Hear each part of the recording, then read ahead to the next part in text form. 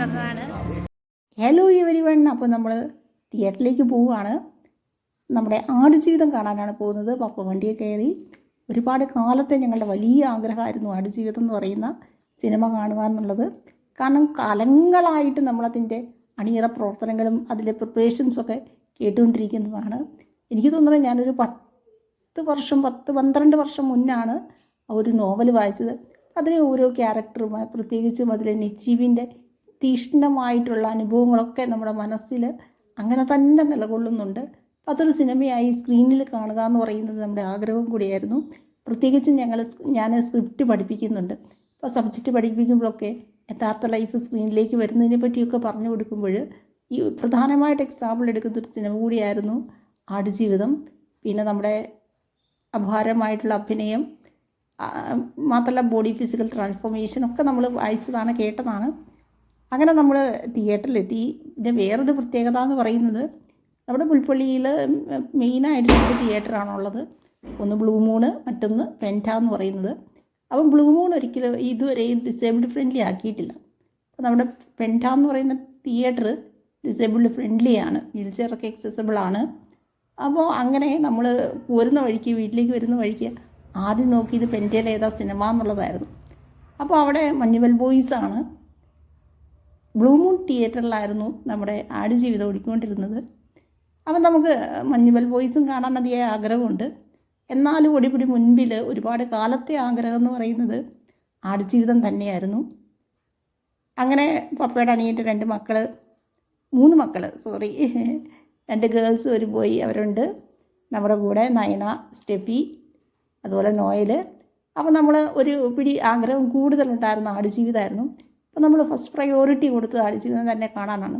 പക്ഷേ അവിടെ റാമ്പ് ഇല്ലാത്തത് കൊണ്ട് നമ്മൾ അത് തൽക്കാലം സാധിക്കില്ല എന്ന് നമ്മുടെ റിയാലിറ്റി അങ്ങ് അംഗീകരിച്ചു.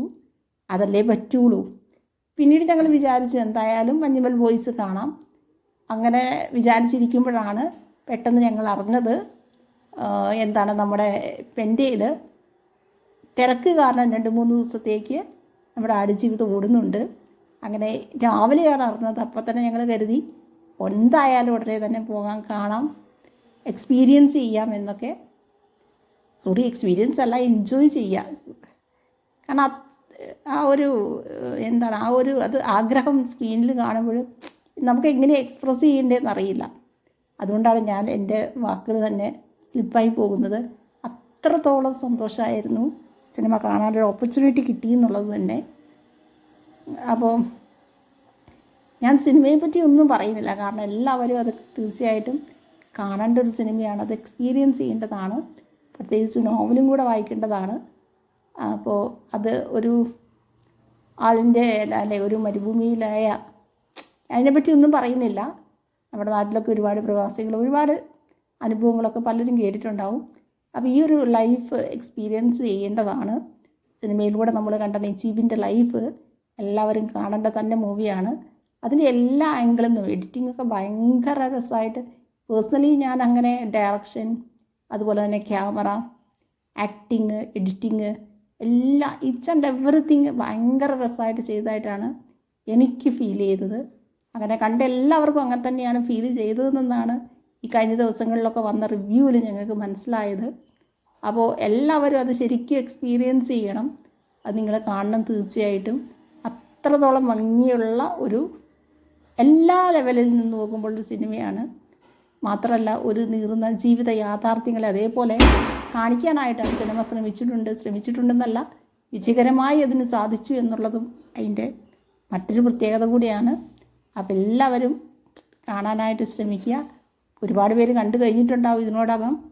പിന്നെ എൻ്റെ മറ്റൊരു സന്തോഷം എന്ന് പറയുന്നത് സിനിമ റിലീസായി ഉടനെ തന്നെ കാണാൻ പറ്റി എന്നുള്ളതാണ്.